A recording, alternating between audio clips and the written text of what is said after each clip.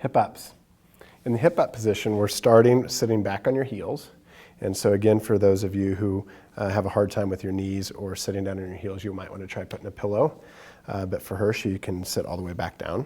And so she's going to go ahead and bring her hands behind her with her fingertips pointing backwards. For those of you who have wrist issues, you can use your fist and actually get up on your knuckles, like so. But going back to the first position, this is nice because you get a nice forearm stretch as well. And you're still getting a little bit of opening down this arm line. So what she's going to do is she's going to engage her hips and lift her pelvis up as high as she can, bringing her butt off of her heels, reaching towards the ceiling, extending that thoracic spine towards the ceiling and looking back. As she comes down after about a count of 3, she's going to slowly sit down, coming back up, looking forward, and then back down. So you can come all the way up, or you can leave your hands on the ground. Lift the pelvis up, reach, reach, reach to the ceiling, extend, come sit back down and look forward. Hold there, and again. Don't forget to breathe.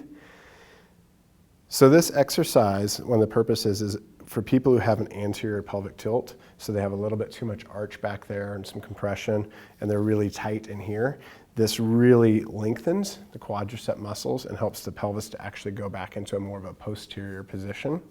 And it's really extending the thoracic spine, so we're getting big thoracic extension and all the way up into the neck. And then as she comes back down, we kind of neutralize that and give it a break. Hip ups.